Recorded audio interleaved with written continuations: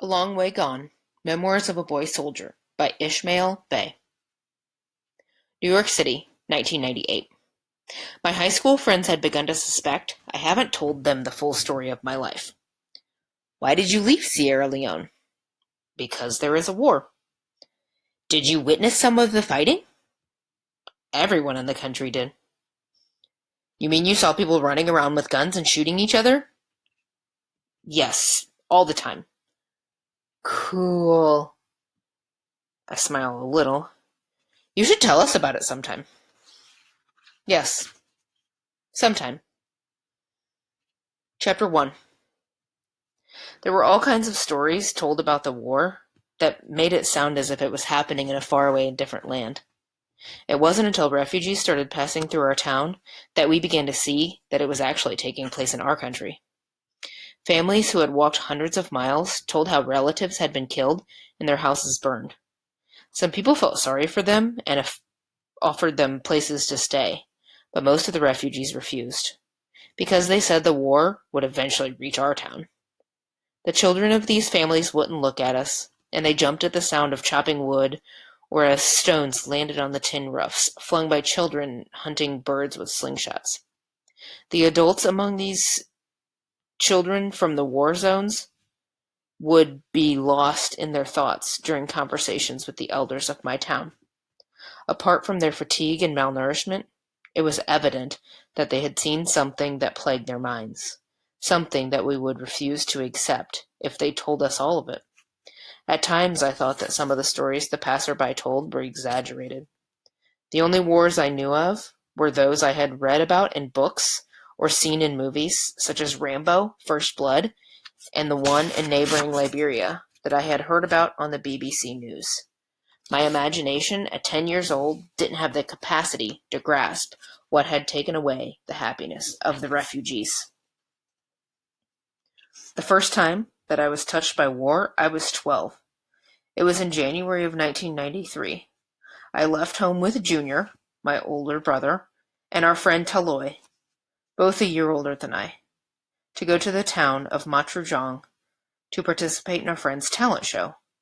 Mohammed, my best friend, couldn't come because he and his father were renovating their thatched roof kitchen that day. The four of us had started a rap and dance group when I was 8. We were introduced to rap music during one of our visits to Mobimbi, a quarter where the foreigners who worked for the same American company as my father lived. We often went to Mobimbi to swim in the pool and watch the huge color television and the white people who crowded the visitors' recreation center.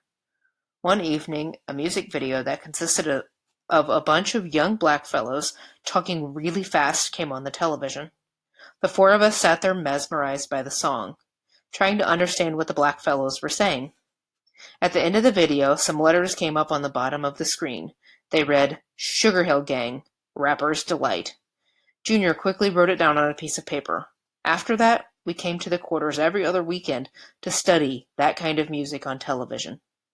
We didn't know what it was called then, but I was impressed with the fact that the black fellows knew how to speak English really fast, and to the beat. Later on, when Junior went to secondary school, he befriended some boys who taught him more about foreign music and dance. During holidays, he brought me cassettes and taught my friends and me how to dance to what we came to know as hip-hop.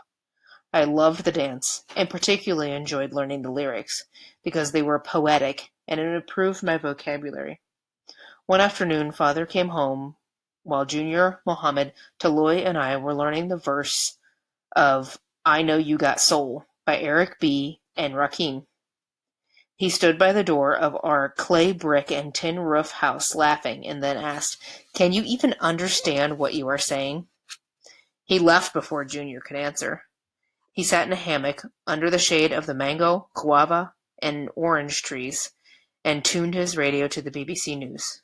"Now this is good English, the kind that you should be listening to," he shouted from the yard. While Father listened to the news, Junior taught us how to move our feet to the beat. We alternately moved our right and then our left feet to the front and back, and simultaneously did the same with our arms, shaking our upper bodies and heads. "This move is called the running man," Junior said. Afterward, we would practice miming the rap songs we had memorized. Before we parted to carry out our various evening chores of fetching water and cleaning lamps, we would say, "Peace, son," or "I'm out," phrases we had picked up from the rap lyrics. Outside, the evening music of birds and crickets would commence.